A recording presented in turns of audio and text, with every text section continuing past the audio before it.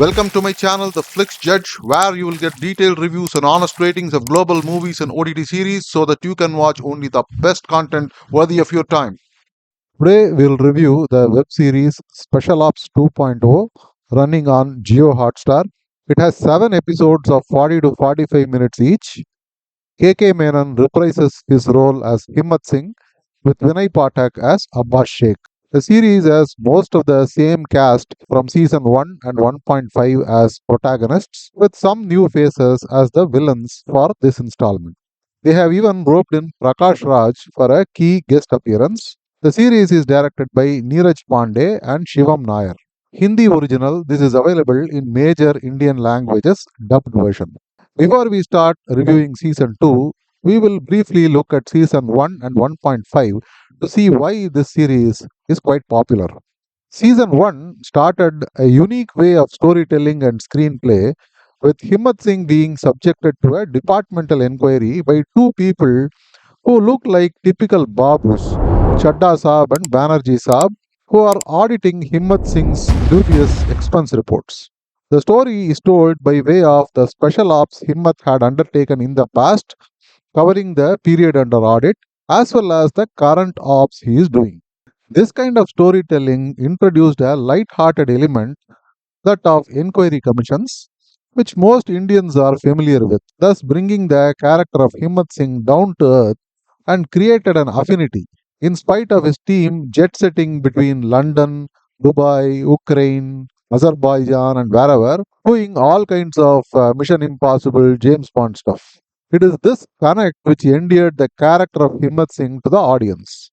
Also, this first season shows the grit and determination that Himmat shows against all odds in believing and pursuing the shady and elusive mastermind of parliament attacks when no one else even believed he existed. The villain, named only as Iqlaq Khan, is revealed only in the final episodes of this season in a very satisfying manner.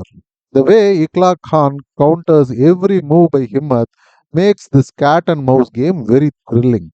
The series also panders to the common audience, with Himmat voicing popular sentiments against our enemy countries, politicians, corrupt bureaucrats, and others, which makes the series and the character extremely popular and successful. Add to this shoots in foreign countries with their local stuntsmen, decently choreographed fight sequences, very good cinematography, chuckle-worthy dialogues. No wonder the series became a super hit. Season 1.5 was more of a prequel, delving into the early days of Himmat Singh, of how he became a master spy from being a rookie, and also throws light on his personal life. This season 2 had some juicy villains, honey trapped diplomat and defense staff, rogue agents, etc., making it a very thrilling and exciting watch. Let's now see if season 2 is able to match up to the success of the earlier seasons. This season takes off where 1.5 ended. One of Himmat's key agents is in trouble in Nepal, which was hinted at in 1.5. For this season, we have multiple issues coming at Himmat Singh all at once. An important Indian scientist, Dr. Bhargav, gets kidnapped from a foreign country, and a key raw agent is assassinated in Delhi by his own bodyguard. The intelligence agencies are clueless as to who or why these things happened.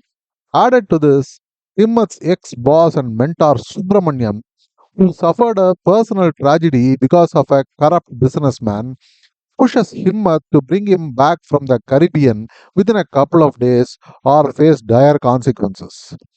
As if this is not enough, his daughter Pari discovers the big family secret, causing a personal crisis for Himmat. And as a final complication, Himmat discovers that there is a mole within their system. No wonder his team keeps failing again and again at every stage, even Himmat Singh himself falling prey to the villain. Why was Dr. Bhargav kidnapped? Who or which country is behind this? And how Himmat and his team counters and defeats this threat at the nick of time forms the rest of the story. Now, as far as the characters go, the only new ones are the villains. However, this new villain is quite disappointing, both the character as well as the actor. The villain is not quite effective or impactful as Iqlaq Khan from season 1 or Maninder Singh from season 1.5.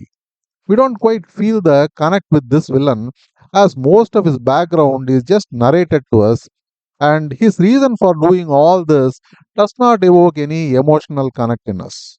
Also, the actor Tahir Bazin doesn't quite look the part, even though you can't find much flaws in his acting skills.